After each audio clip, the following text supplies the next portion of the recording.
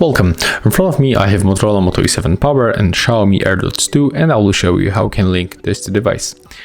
At the first, you have to open charging case of your AirDots. When indicators are not blinking automatically on the white color, it means that we have to move them into the pairing mode manually.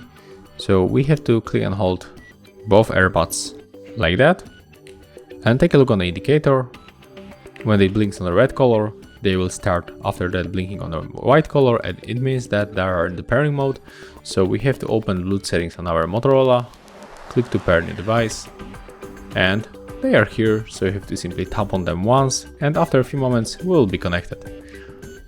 That's all. If you find this video helpful, remember to leave a like, comment, and of course subscribe to our channel.